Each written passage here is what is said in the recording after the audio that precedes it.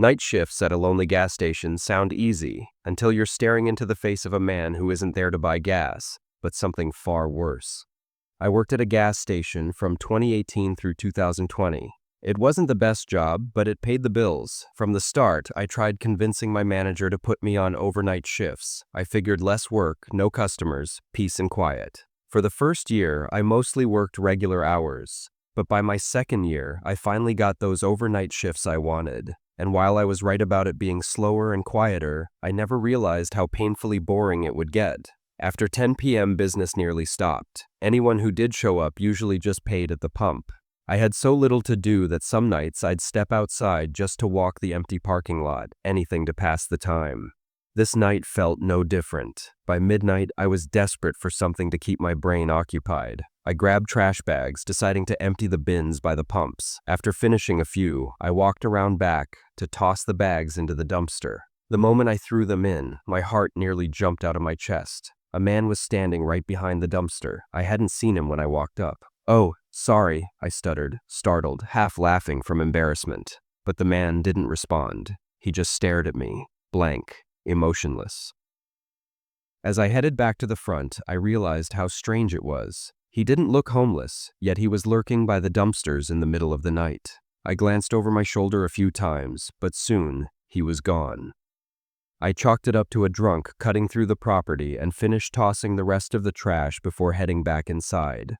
I checked the time, 12:15. I leaned on the counter, trying to think of what else I could do. Then something caught my eye near the back doorway, a flicker of movement. Tired, I assumed my mind was playing too. Ricks. Still, curiosity got me. I walked toward the doorway, leaning my head to peek inside. The lights were off.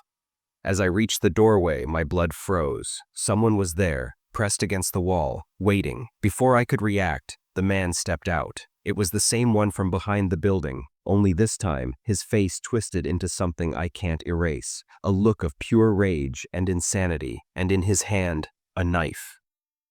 He swung fast, aiming straight for me.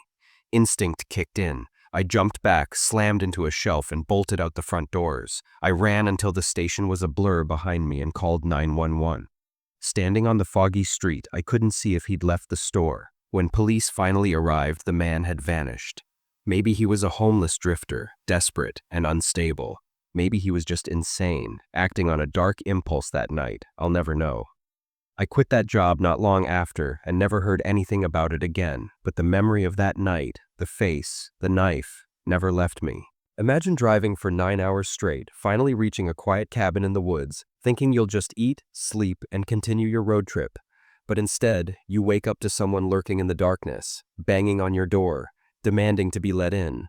What would you do, trapped in the middle of nowhere? I was on a long road trip across the states, heading to meet my family and a couple of friends on the West Coast. Along the way, I booked a cabin for just one night. My plan was simple: arrive late, eat dinner, take a shower, get some rest, and hit the road early the next morning. After driving for about 9 hours straight, I finally reached the cabin, completely drained. The place felt much more isolated than I imagined. Maybe it was because it was pitch dark and surrounded by dense woods, but it felt eerie right away. I thought it would be part of a small group of cabins, but it stood completely alone. I parked on the gravel, grabbed my bag, and walked up to the front. One thing that instantly caught my attention: the front door. It didn't match the rest of the cabin at all. The cabin was old and wooden, yet the door was modern, heavy, almost out of place. I brushed it off and stepped inside.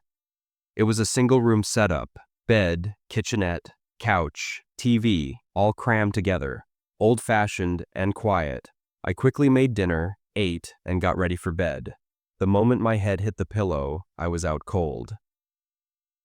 About an hour later, I woke up, not to a noise, but to this overwhelming feeling that something wasn't right. I sat up and listened. Silence. Uneasy, I slid over to the window and peeked out. At first, nothing. Then I noticed movement. Someone was out there, walking through the woods. It took me a few seconds to process, but I could tell by the way they moved. It was definitely a person. But why would anyone be out here, in total darkness, with no flashlight, no sound, nothing. Watched for half a minute before they vanished into the trees. I waited a few minutes longer but saw nothing else. Exhausted, I tried lying back down. 40 minutes passed with me just staring into the dark when suddenly I heard something outside. Before I could react, bang, a loud knock on the door. My heart stopped. The cabin was just one small room. The door was only a few feet away. There was nowhere to run or hide. Then came the voice. "Hey, open up! Open the door now! I know you're in there!" It was a man, shouting aggressively, pounding on the door. Panic set in. I didn't answer, just grabbed my phone and dialed 911. The signal was weak. It took forever, but finally, I got through. The operator said an officer was on the way. Meanwhile, the man outside kept slamming the door. I couldn't tell if he was trying to break it down or just trying to terrify me. Then, suddenly, silence. Footsteps fading. I thought it was over until I heard the sound of glass shattering. My car window. By the time police arrived, the man was gone. Tracks in the dirt showed he ran back into the woods, but they weren't about to chase him at night. When they contacted the cabin owner, things got stranger. He admitted something similar happened to another guest before. That person had left in a hurry, and when the owner checked later, the old door had been smashed in with something heavy. He never reported it, just quietly replaced the door with the reinforced one I saw. He said he didn't want word getting out. It would ruin business. Honestly, I didn't know how to feel about any of it. All I cared about was leaving and getting to my family safely. Still, one thing will always haunt me.